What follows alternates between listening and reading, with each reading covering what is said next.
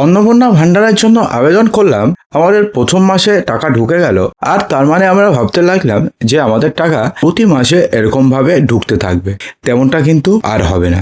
হ্যাঁ বন্ধুরা, এবার আপনারা অন্নপূর্ণা ভান্ডারে ফর্ম ফিল আপ করেছেন, আপনারা কী তথ্য জমা দিয়েছেন, আপনাদের মতন ফর্ম ফিল আপ করে দিয়েছেন। তো সেক্ষেত্রে আর কিন্তু এমনটা হতে পারে যে আপনাদের অ্যাকাউন্টে টাকা ঢোকা বন্ধ হয়ে গেল। হ্যাঁ বন্ধুরা, এবার আপনাদের বাড়িতে ভেরিফিকেশনের জন্য আসছে সরকারি লোক। এছাড়া আপনাদেরকে ফোন করা হতে পারে এবং ফোনে এই 5টি প্রশ্ন, হ্যাঁ বন্ধুরা, এই 5টি প্রশ্ন আপনাকে জিজ্ঞাসা করা হতে পারে। এর উত্তর যদি আপনারা না দেন তাহলে আপনাদের সঙ্গে কি হতে পারে। এছাড়া যদি এমনটা হয় যে আপনি ফোনই ধরলেন না, তাহলে সেক্ষেত্রেও কি হতে পারে সমস্ত কিছু জানাবো। সেই জন্য ভিডিওটিকে সম্পূর্ণ দেখবেন এবং অন্নপূর্ণা ভান্ডারের টাকা কি আপনাদের অ্যাকাউন্টে ক্রেডিট হয়েছে কি হয়নি কমেন্ট বক্সে জানাতে ভুলবেন না। যেমন প্রতিশ্রুতি মতোই অন্নপূর্ণা যোজনা টাকা ঢুকতে শুরু করছে মহিলাদের অ্যাকাউন্টে। ইতিমধ্যে 50 লক্ষ মহিলাদের অ্যাকাউন্টে অন্নপূর্ণা ভান্ডারের টাকা ঢোকা শুরু হয়ে গেছে এবং 25 লক্ষ অলরেডি ঢুকে গেছে, 25 লক্ষ ইতিমধ্যে ঢুকেছে এবং প্রতি সপ্তাহে এই সংখ্যাটা বাড়তে থাকবে। ঠিক আছে, অফলাইনের পাশাপাশি অনলাইনেও চলছে অন্নপূর্ণা যোজনার ফর্ম ফিল আপ প্রক্রিয়া। টানা 3 মাস চলবে এই প্রক্রিয়া। ইতিমধ্যে লক্ষ লক্ষ মহিলা অন্নপূর্ণা যোজনার টাকা পেয়ে গেছেন, প্রায় 50 লক্ষ মহিলা পেয়েছেন। তবে অনেকে আছেন যারা এখনো পর্যন্ত এই প্রকল্পের কোনো টাকা অ্যাকাউন্টে পায়নি। তো কেন হচ্ছে এমন? দেখুন, অন্নপূর্ণা যোজনার জন্য রাজ্য সরকার যা ফর্ম এনেছে তা নিয়ে জোর চর্চা চলেছে রাজ্যে। 12 পাতা দীর্ঘ ফর্ম কেন পূরণ করতে হবে তা নিয়ে প্রশ্ন তুলেছেন অনেকেই। যদিও মন্ত্রী অগ্নিমিত্রা পাল স্পষ্ট জানিয়েছেন যে 12 পাতার ফর্ম তো ডেটার জন্য, ফর্ম ফিল আপ না করতে পারলে আপনি যে অংশগুলোকে ফিল আপ করতে পারবেন না সেখানে আপনারা নট অ্যাপ্লিকেবল লিখে দিন, বাকিটা আমরা দেখে নেব। অর্থাৎ যেখানে আপনি জমা করছেন সেখানে যে আধিকারিকেরা থাকবেন তারা দেখে নেবেন। আপনি অন্নপূর্ণার যে টাকা আপনি ফর্ম ফিল আপ না করতে পারলে যে পাবেন না তেমনটা কোনো কথা নয়। আগামী দিনে আমরা এরকম আরও প্রকল্প নিয়ে আসছি, সেই জন্য এই ডেটা আমাদের দরকার। যতটা সম্ভব ফিল আপ করুন, না পারলে লিখে দিন নট অ্যাপ্লিকেবল, বাকিটা আমরা দেখে নেব।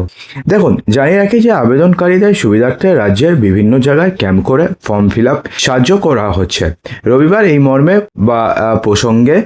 ফর্ম প্রসঙ্গে মুখ্যমন্ত্রী শুভেন্দু অধিকারী বলেছেন যে 50 লক্ষ মহিলাদের অ্যাকাউন্টে ইতিমধ্যে অন্নপূর্ণা যোজনা 3,000 টাকা ঢুকে গেছে।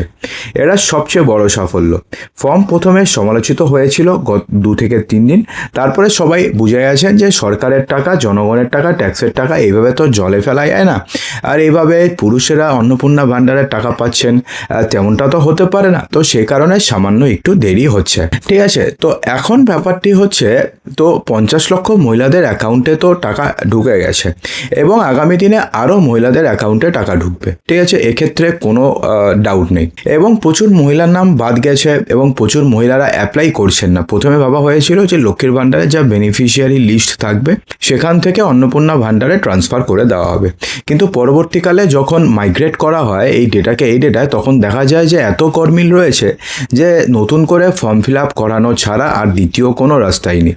তো সেই জন্য তড়িঘড়ি অফলাইনে প্রথমে ফর্ম আনা হয়েছে, তারপরে অনলাইনে ফর্ম ফিল আপ শুরু হয়েছে। ঠিক আছে, তো এখন ব্যাপারটি হচ্ছে, তো এই অন্নপূর্ণা ভান্ডারের তো টাকা আপনারা আস্তে আস্তে যবে আপনারা ফর্ম জমা করবেন তার 6 থেকে 7 দিনের মধ্যে আপনারা টাকা পেয়ে যাবেন। কিন্তু শুধুমাত্র যে আপনি টাকা পাবেন তেমনটা নয়, এবার আপনাদের বাড়ি বাড়ি আসছে লোক, অথবা আপনাদেরকে ফোন করা হবে এবং ফোন করে আপনাদেরকে 5টি প্রশ্ন জিজ্ঞেস করা হবে। দেখুন, জানা যাচ্ছে যে ভেরিফিকেশন ফর্মে যে সমস্ত পূরণ করা হয়েছে তা পুনরায় জানতে চাওয়া হচ্ছে। অর্থাৎ যেই সমস্ত তথ্য আপনি ফিল আপ করে দিয়েছেন সেগুলো আদৌ আপনি করেছেন কিনা সেটা জানতে চাওয়া হচ্ছে।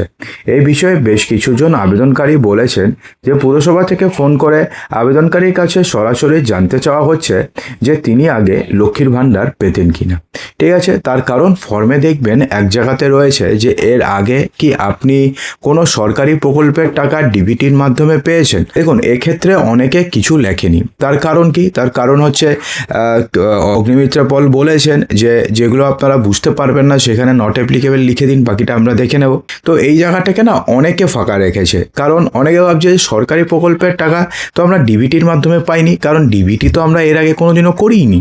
তো সেক্ষেত্রে কি করে পেলাম?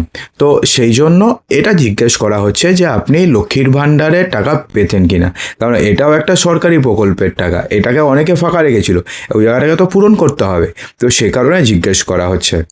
পাশাপাশি আপনাদের বর্তমান পেশা কি এটা জানতে চাওয়া হচ্ছে, আপনাদের মাসিক আয় কত, অর্থাৎ আপনাদের বাৎসরিক আয় কত, যেটা সেখানে একটা ফর্ম পূরণ করার জায়গা রয়েছে, অর্থাৎ পরিবারের বার্ষিক আয় কত, পরিবারের প্রধান কি কাজ করেন, এই সমস্ত নানান তথ্য জানতে চাওয়া হচ্ছে। অর্থাৎ পরিবারের যিনি HOF রয়েছেন, যাকে আপনি HOF করেছেন, তিনি কি কাজ করেন সেটা জানতে চাওয়া হচ্ছে। জানতে চাওয়া হচ্ছে বাড়িতে কটি ঘর রয়েছে, কারণ সেখানে একটা অপশন রয়েছে, এখানে বলা হয়েছে যে আপনাদের বাড়িতে কি 3 বা 3-এর বেশি পাকা ঘর রয়েছে। তো সেক্ষেত্রে অনেকে হ্যাঁ লিখেছেন, অনেকে না লিখেছেন, অনেকের আছে তা সত্ত্বেও হ্যাঁ লিখেছেন, না লিখেছেন, অনেকের মানে বুঝতে পারেননি। তো সেটা জানতে চাওয়া হচ্ছে যে আপনাদের বাড়িতে ঠিক কটি পাকা ঘর রয়েছে, গাড়ি আছে কিনা, সদস্য সংখ্যা কত রয়েছে ইত্যাদিও জানতে চাওয়া হচ্ছে। প্রসঙ্গত শুরু থেকে অন্নপূর্ণা যোজনার সুবিধা যাতে অযোগ্য বা পুরুষ লক্ষ্মীরা না পান সেদিকে লক্ষ্য রাখতে করা যাচাই করা হচ্ছে। দেখুন, এক্ষেত্রে না একটা সমস্যা কিন্তু রয়েছে ফর্ম ফিল আপের ক্ষেত্রে, যেটা ফর্ম ফিল আপে যারা বুঝতে পেরেছেন। যেমন ধরুন অনেকে রয়েছে যারা ধরুন 2-3টে ফ্যামিলি একটা বাড়িতেই থাকে, কিন্তু সেই ফ্যামিলিগুলো আলাদা আলাদা খায়, অর্থাৎ তারা একটি উনুনে রান্না করে না, আলাদা আলাদা উনুনে রান্না করে, ঠিক আছে। অর্থাৎ পুরো পরিবারে ধরুন 3-4টে ঘর রয়েছে পাকা ঘর, কিন্তু পার্টিকুলার একটা ফ্যামিলির একটা ঘর অথবা 2টো ঘর রয়েছে। তো সেক্ষেত্রে তিনি যখন ফর্ম ফিল আপ করছেন, তো তিনি তো HOF করছেন তার স্বামীকে অথবা তার বাবাকে, যার সঙ্গে তিনি আছেন। যদিও তারা একটি বাড়ির মধ্যে থাকেন, তাদের উনুন আলাদা, তো তা সত্ত্বেও তো সেক্ষেত্রে তারা তখন কি লিখবেন যে তাদের তো 3টে ঘর নেই পাকা ঘর। তো তাদের হচ্ছে সমস্যা, তারা কি লিখবে, যে তারা 3টে পাকা ঘর লিখবে, নাকি তারা 2টো লিখবে, নাকি ও লিখবে না। আর সেক্ষেত্রে আবার চাওয়া হচ্ছে বাৎসরিক ইনকাম। তো বাৎসরিক ইনকাম যদি কারো ধরুন 10 লক্ষ টাকা, 11 লক্ষ টাকা হয়, সে যদি আবার লিখে দেয় যে আমার কাছে 3টে পাকা ঘর নেই, তো এটা নিয়ে একটা সন্দেহ তো হওয়ারই কথা। তো এই সমস্ত কিছু কারণ রয়েছে যে ক্ষেত্রে মানুষ একটু সন্দিহান রয়েছে, এবং সেক্ষেত্রে কিছু কিছু জায়গাতে তারা ফর্ম ফিল আপ করতে পারেনি, অথবা ঠিক করে ফর্ম ফিল আপ করতে পারেনি, অথবা যা ফর্ম ফিল আপ করেছে সেটা দেখে তাদের কোনো সন্দেহ হয়েছে, তো সেই কারণে ফোন করা হচ্ছে। এবং যদি কোনো জায়গায় সন্দেহ আরও বেশি হয়, তাহলে সেক্ষেত্রে সেই বাড়িতে গিয়ে ফিজিক্যালি ভেরিফিকেশন করা হচ্ছে। তো বন্ধুরা, আশা করবো যে ভিডিওটিতে আপনাদের সমস্ত কিছু বোঝাতে পেরেছে। যদি ভালো লেগে থাকে লাইক করবেন, শেয়ার করবেন, চ্যানেলটিকে সাবস্ক্রাইব অবশ্যই করবেন।